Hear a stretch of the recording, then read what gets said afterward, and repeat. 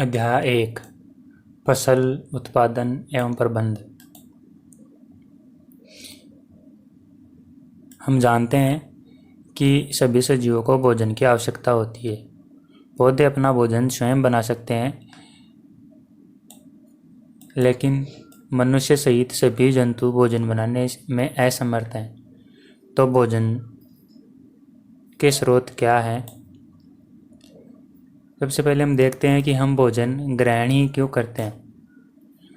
आप जानते हैं कि सजीव भोजन से प्राप्त ऊर्जा का उपयोग विभिन्न जैविक प्रक्रमों जैसे पाचन, श्वसन एवं उत्सर्जन के संपादन में करता है। हम अपना भोजन पौधों अथवा जंतुओं या दोनों से ही प्राप्त करते हैं। एक विशाल जनसंख्या को भोजन प्रदान करने के लिए इसका नियमित उत्पादन, उचित प्रबंधन एवं वितरण आवश्यक है। इसके लिए कृषि पद्धतियां हैं वो काम में ली जाती हैं। अतः जब एक ही किस्म के पौधे किसी स्थान पर बड़े पैमाने पर उगाए जाते हैं तो इसे फसल कहते हैं। उदाहरण के लिए गेहूं की फसल का अर्थ है कि खेत में उगाए जाने वाले सभी पौधे गेहूं के हैं। हम जानते हैं कि फसलें विभिन्न प्रकार की होती है, जैसे कि अन्न, सब्जियां एवं फल।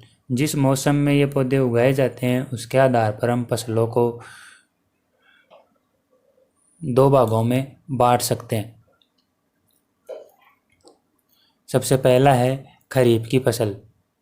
वह फसल जिन्हें वर्षा ऋतु में बोया जाता है खरीफ की फसल कहलाती है। भारत में वर्षा ऋतु सामान्यतः जून से सितंबर तक होती है। धान, मक्का, सोयाबीन, मूंगफली, कपास इत्यादि खरीफ की फसलें हैं। दूसरा है रबी फसल। शीत ऋतु अर्थात अक्टूबर से मार्च तक उगाई जाने वाली फसलें रबी की फसलें कहलाती हैं।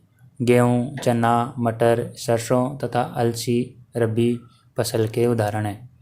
इसके अलावा कई स्थानों पर दालें और सब्जियां ग्रीष्म में उगाई जाती है। आधारित फसल पद्धतियाँ। फसल उगाने के लिए किसान को अनेक क्रियाकलाप एक निश्चित समय अवधि में करने पड़ते हैं, जिन्हें कृषि पद्धतियाँ कहती है, जो निम्न प्रकार हैं। नंबर 1, मिट्टी को तैयार करना, बुआई, खाद एवं उर्वरक देना, सिंचाई, खरपतवार से सुरक्षा, कटाई, भंडारण। इन सारे बिंदुओं को हम एक एक करके इस अध्याय में अध्ययन करेंगे। सबसे पहले है मिट्टी को तैयार करना।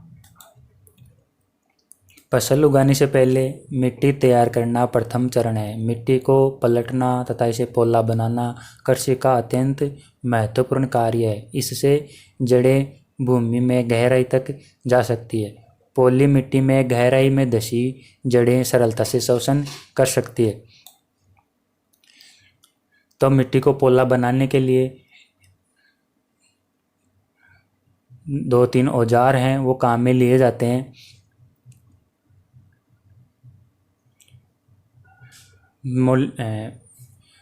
मिट्टी को पोला क्यों बनाया जाता है? क्योंकि ऊपरी परत के कुछ सेंटीमीटर की मिट्टी ही पौधे की वृद्धि में सहायक है।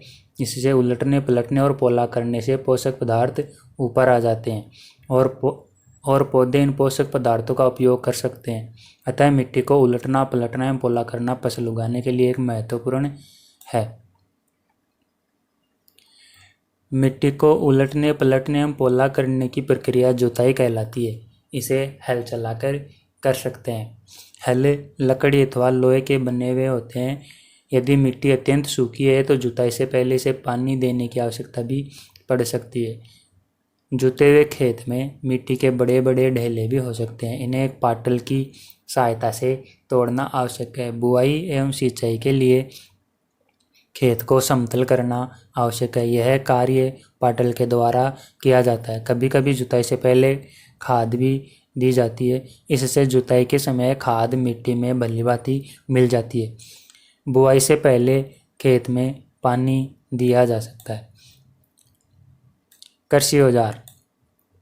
अच्छी उपज के लिए बुआई से पहले मिट्टी को भुरभुरा करना आवश्यक है। यह कार्य अनेक औजारों से किया जाता है। हल, कुदाली एवं कल्टीवेटर इस कार्य में उपयोग किए जाने वाले प्रमुख औजार हैं। सबसे पहले है हल। जैसा कि इस चित्र में दिखाया गया है, हल प्राचीन काल से ही हल का उपयोग जुताई, खाद, उर्वरक मिलाने, खरपतवार निकालने एवं मिट्टी को खुरचने के लिए किया जाता रहा है।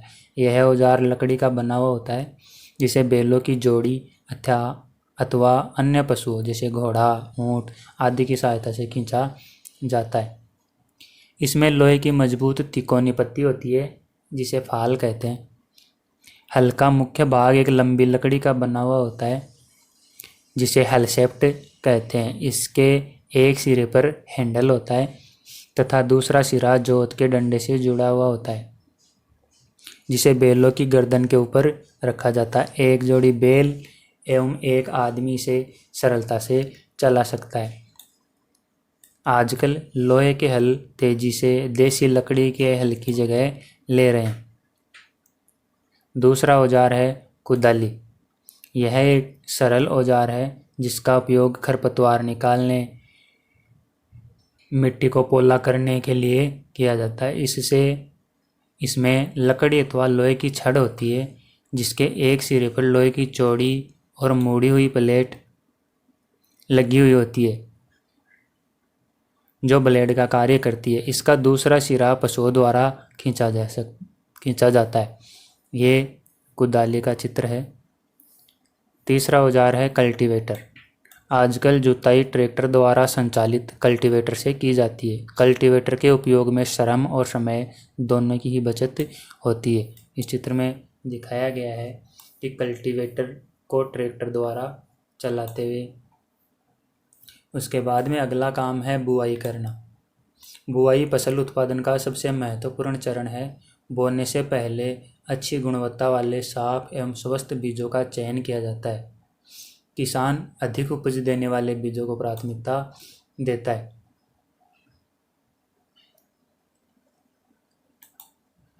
अच्छे और स्वस्थ बीजों को क्षतिग्रस्त बीजों से अलग किया जाता है।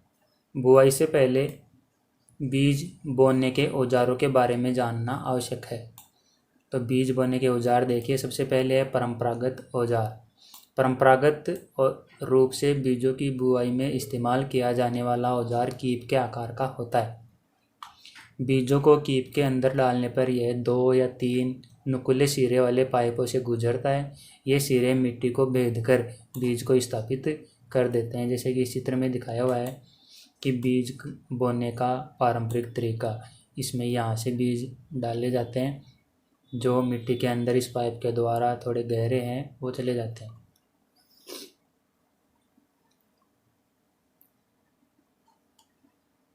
फिर अगला औजार है सीड ड्रिल। आजकल बुआई के लिए ट्रैक्टर द्वारा संचालित सीड ड्रिल का उपयोग होता है। जैसे कि चित्र 1.2 में दिखाया हुआ है सीड ड्रिल का चित्र। इसके द्वारा बीजों में समान दूरी एवं गहराई बनी रहती है। यह सुनिश्चित करता है बुआई के बाद बीज मिट्टी द्वारा ढक जाए। इससे बीजों को पक्षियों द्वारा खाए जाने से रोका जा सकता है। सीड ड्रिल द्वारा बुआई करने से समय और श्रम दोनों की बचत होती है। पौधों को अत्यधिक घने होने से रोकने के लिए बीजों के बीच उचित दूरी होना अत्यंत महत्वपूर्ण है। इससे पौधों को सूर्य का प्रकाश, पोषक एवं जल पर्याप्त मात्रा में प्राप्त होता है। अधिक घनेपन को रोकने के लिए कुछ पौधों को निकाल कर हटा दिया जाता है। बुआई करने के बाद में अगला क्रियाकलाप है खाद एवं उर्वरक मिलाना। वे पदार्थ जिन्हें मिट्टी में पोषक स्तर बनाए रखने के लिए मिलाया जाता है, उन्हें खाद एवं उर्वरक कहते हैं।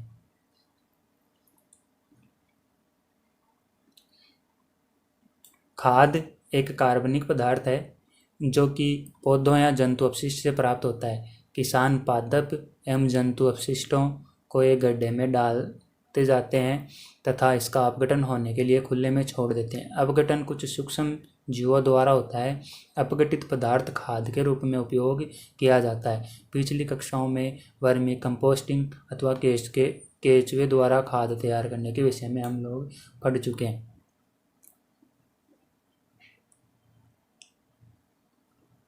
दूसरा है उर्वरक। उर्वरक रासायनिक पदार्थ हैं जो विशेष पोषक तत्वों से समृद्ध होते हैं। वे खाद कैसे भिन्न है। उर्वरक का उत्पादन फैक्ट्रियों में किया जाता है। उर्वरक के कुछ उदाहरण हैं urea, ammonium sulphate, superphosphate, potash, NPK, nitrogen, P का फॉस्फोरस, K का पोटेशियम। इनके उपयोग से किसानों को गेहूं, धान तथा मक्का जैसी फसलों में अच्छी उपज प्राप्त करने में सहायता मिलती है। परंतु उर्वरकों के अत्यधिक उपयोग से मिट्टी की उर्वरकता में कमी आई है। यह जल प्रदूषण का भी स्रोत बन गए हैं। अतः मिट्टी की उर्वरकता बनाए रखने के लिए हमें उर्वरकों के स्थान पर जैविक खाद का उपयोग करना चाहिए अथवा दो फसलों के बीच में खेत को कुछ समय के लिए बिना कुछ उगाए छोड़ देना चाहिए। खाद के उपयोग से मिट्टी के गठन एवं जल अवशोषण की क्षमता में भी वृद्धि होती है। इससे मिट्टी में सभी पोषकों की प्रतिपूर्ति हो जाती है। मिट्टी में पोषकों की प्रतिपूर्ति का अन्य तरीका है फसल चक्रण। यह एक फसल के बाद खेत में दूसरे किस्म की फसल एकांतर क्रम में उगाकर किया जाता है। पहले उत्तर भारत में किसान फलीदार चारा एक ऋतु में उगाते थे तथा गेहूं दूसरी ऋतु में। इससे मिट्टी में नाइट्रोजन का पुनर्पूरण होता रहता है। किसानों को इस पद्धति को अपनाने के लिए प्रोत्साहित किया जा रहा है।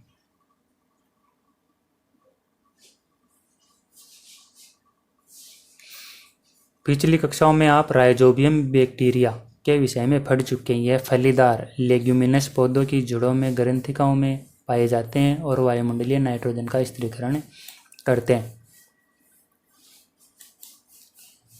एक बार हम उर्वरक और खाद में अंतर देखते हैं।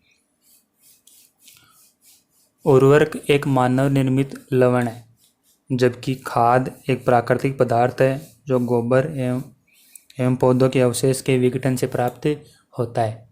उर्वरक का उत्पादन फैक्ट्रियों में होता है, जबकि खाद खेतों में बनाई जा सकती है। उर्वरक से मिट्टी को ह्यूमस प्राप्त नहीं होता है, जबकि खाद से मिट्टी को ह्यूमस प्रचुर मात्रा में प्राप्त होती है। उर्वरक में पादप पोषक जैसे कि नाइट्रोजन, फॉस्फोरस, पोटेशियम प्रचुरता में होते हैं, जबकि खाद में पादप पोषक तुलनात्मक रूप से कम होते हैं। खाद के लाभ। जैविक खाद उर्वरक की अपेक्षा अधिक अच्छी मानी जाती है। इसका मुख्य कारण है इससे मिट्टी की जल धारण की क्षमता में वृद्धि होती है। उर्वरक से खाद से मिट्टी भुरभुरी एवं सरंध्र हो जाती है, जिसके कारण गैस विनिमय सरलता से होता है। खाद से मित्र जीवाणुओं की संख्या में वृद्धि हो जाती है। खाद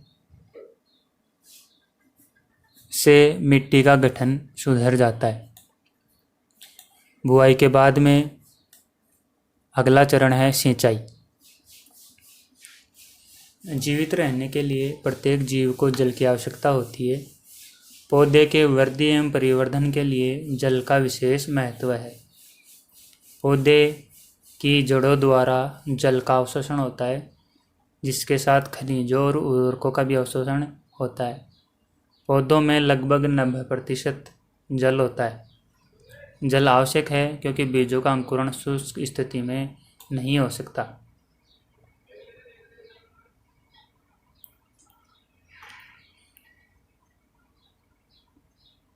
स्वस्थ फसल वृद्धि के लिए मिट्टी की नमी को बनाए रखने के लिए खेत में नियमित रूप से जल देना आवश्यक है।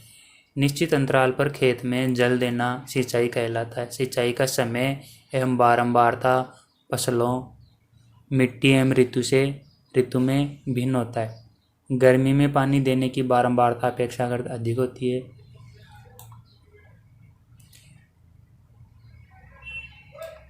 सिंचाई के स्रोत: कुएं, जलकूप, तालाब, झील, नदियां, बांध एवं नहर इत्यादि जल के स्रोत हैं। सिंचाई के पारंपरिक तरीके: कुओं, झीलों, नहरों में उपलब्ध जल को निकालकर खेतों तक पहुंचाने के तरीके विभिन्न क्षेत्रों में भिन्न हैं।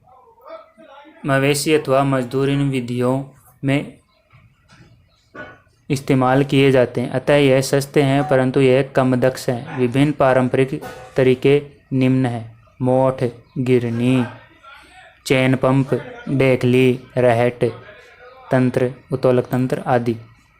चित्र में दिखाया गया है, यह मोठ है, चैन पंप, डेखली। सिंचाई की आधुनिक विधियाँ: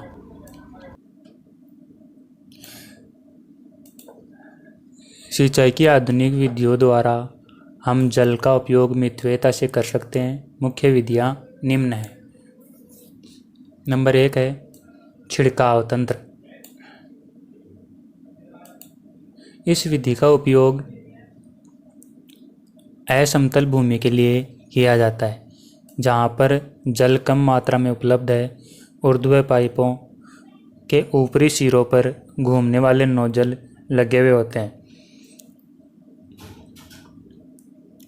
यह पाइप निश्चित दूरी पर मुख्य पाइप से जुड़े हुए होते हैं। जब पंप की सहायता से जल मुख्य पाइप में भेजा जाता है तो वह घूमते हुए नोजल से बाहर निकलता है। इसका छिड़काव पौधों पर इस प्रकार होता है जैसे वर्षा हो रही है। छिड़काव लॉन, कॉफ़ी की खेती एवं अन्य कई फसलों के लिए अत्यंत उपयोगी है। यह चित्र दिखाया गया है 1.5a छिड़काव तंत्र, जिसको हम स्प्रिंकलर सिस्टम या फुहारा पद्धति कहते हैं। दूसरा है ड्रिप तंत्र या ड्रिप सिस्टम। इस विधि में जल बूंद बूंद करके सीधे पौधों की जड़ों में गिरता है, अतः इसे ड्रिप तंत्र कहते हैं। फलदार पौधों, बगीचों एवं वृक्षों को पानी देने का यह सर्वोत्तम तरीका है। इससे पौधों को बूंद बूंद करके जल प्राप्त होता है। इस विधि में जल बिल्कुल व्यर्थ नहीं होता, अतः यह जल की कमी वाले क्षेत्रों के लिए एक वरदान है। जैसे इस चित्र में दिखा गया है, प्रत्येक पौधे की जड़ के अंदर बूंद बूंद पद्धति से पानी लगातार है वो गिरता रहता है, पानी मिलता रहता है। अगला अपना बिंदु है खरपतवार से सुरक्षा।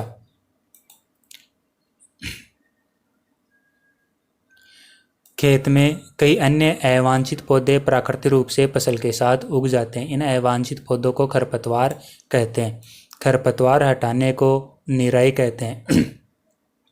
निराई आवश्यक है क्योंकि खरपतवार जल, पोषक, जगह और प्रकाश की स्पर्धा कर फसल की वृद्धि पर प्रभाव डालते हैं। कुछ खरपतवार कटाई में भी बाधा डालते हैं तथा मनुष्य एवं पशुओं के लिए विषैले हो सकते हैं। खरपतवार को हटाने एवं उनकी वृद्धि को नियंत्रित करने के लिए किसान विभिन्न तरीके अपनाता है। फसल उगाने से पहले खेत जोतने से खरपतवार उखाड़ने एवं हटाने में सहायता मिलती है। इससे खरपतवार पौधे सूखकर मर जाते हैं और मिट्टी में मिल जाते हैं। खरपतवार हटाने का सर्वोत्तम समय उनमें पुष्पन एवं बीज बनने से पहले का होता है। खरपतवार पौधों को हाथ से जड़ सहित उखाड़कर अथवा भूमि के निकट से काटकर समय समय पर हटा दिया जाता है। यह कार्य खुरपी या हैरो की सहायता से किया जा सकता है। रसायनों के उपयोग से भी खरपतवार नियंत्रण किया जाता है। इन्हें खरपतवारनाशी कहते हैं, जैसे 2,4-D। खेतों में इनका छिड़काव किया जाता है जिससे खरपतवार पौधे मर जाते हैं परंतु फसल को कोई हानि नहीं होती है। खरपतवारनाशी को जल में आवश्यकता अनुसार मिलाकर फुहारा की सहायता से खेत में छिड़काव करते हैं। जैसे इस चित्र में दिखाया गया है, ये फुहारे की सहायता से फसल पर छिड़काव करता है, जिससे खरपतवार है, जो अनावश्यक फसलें हैं, अनावश्यक पादप हैं, वो सब नष्ट हो जाते हैं। अब एक प्रश्न है कि क्या खरपतवारनाशी का प्रभाव इसको छिड़कने वाले व्यक्ति पर भी पड़ता है।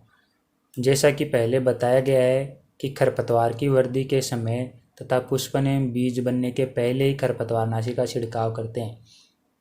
खरपतवारनाशी के छिड़काव से किसान के स्वास्थ्य पर भी प्रभाव पड़ सकता है, अतः उन्हें इन रसायनों का उपयोग सावधानीपूर्वक करना चाहिए। छिड़काव करते समय उन्हें अपना मुंह एवं नाक कपड़े से ढक लेना चाहिए। अगला काम है कटाई। फसल की कटाई एक महत्वपूर्ण कार्य है। फसल पक जाने के बाद उसे काटना कटाई कहलाता है। कटाई के दौरान या तो पौधों को खींचकर उखाड़ लेते हैं अथवा उसे धरातल के पास से काट लेते हैं। एक अनाज फसल को पकने में लगभग 3 से 4 महीने का समय लगता है। हमारे देश में दरांती की सहायता से हाथ द्वारा कटाई की जाती है अथवा एक मशीन का उपयोग किया जाता है जिसे हार्वेस्टर कहते हैं। काटी गई फसल से बीजों धानों को भूसे से अलग करना होता है, इसे थ्रेसिंग कहते हैं। यह कार्य कंबाइन मशीन द्वारा किया जाता है, जो वास्तव में हार्वेस्टर और थ्रेसर का संयुक्त रूप है। छोटे खेत वाले किसान अनाज के दानों को फटक कर अलग करते हैं। आप इसके विषय में पिछली कक्षाओं में पढ़ चुके हैं। कभी कभी कटाई के बाद तने के टुकड़े खेत में ही रह जाते हैं, जिन्हें किसान जला देता है।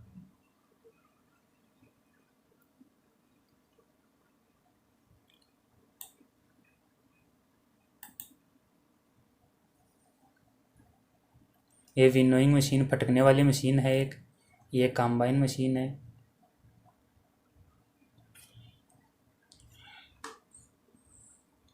कटाई पर्व 3-4 महीनों के कठोर परिश्रम के बाद कटाई का समय आता है। स्वर्णिम दानों से भरी खड़ी फसल किसानों के हृदय में उल्लास एवं अच्छे समय का भाव संचारित करती है। यह समय थोड़ा आराम करने एवं खुशी मनाने का है, क्योंकि पिछली ऋतु में प्रयत्न का फल मिलता है। इसलिए भारत के सभी भागों में कटाई का समय हर्षोल्लास एवं खुशी का होता है। पुरुष एवं महिलाएं सभी मिलकर इस पर्व को मनाते हैं। कटाई ऋतु के साथ कुछ विशेष पर्व जैसे पोंगल, बैसाखी, होली, दीपावली, नैबान्या एवं बिहू जुड़े हुए हैं।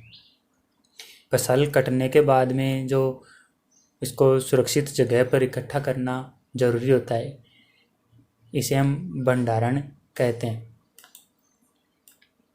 उत्पाद का भंडारण एक महत्वपूर्ण कार्य है। यदि फसल के दानों को अधिक समय तक रखना हो तो उन्हें नमी, कीट, चूहे एवं सूक्ष्म जीवों से सुरक्षित रखना होगा।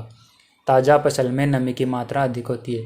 यदि फसल के दानों को सुखाए बिना भंडारित किया जाता है तो उनके खराब होने अथवा जीवों द्वारा आक्रमण से वे अंकुरण के लिए अनुपयोगी हो जाते हैं। अतः भंडारण से पहले दानों को धूप में सुखाना आवश्यक है, जिससे उनकी नमी में कमी आ जाए। इससे उनकी कीट पीड़कों, जीवाणु एवं कवक से सुरक्षा हो जाती है। किसान अपनी फसल उत्पाद का भंडारण जूट के बोरों, धातु के बड़े पात्रों में करते हैं, परंतु बीजों का बड़े पैमाने पर भंडारण साइलों और भंडार गृहों में किया जाता है। ये अनाज के भंडार गृह दिखाए हुए चित्र में साइलो। भंडारण गृहों में बोरों में अनाज का भंडारण, ऐसे एक बड़ी सारी जगह में पूरे अनाज को संग्रहित किया जाता है।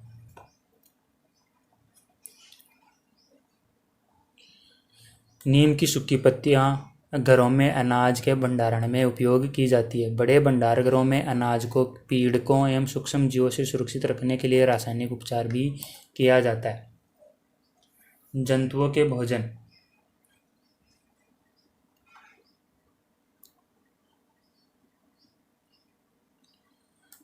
पौधों की तरह जंतु भी हमें विभिन्न प्रकार के खाद्यान्न पदार्थ प्रदान करते हैं। समुद्र के तटीय क्षेत्रों में रहने वाले लोग मछली का मुख्य आहार के रूप में उपयोग करते हैं।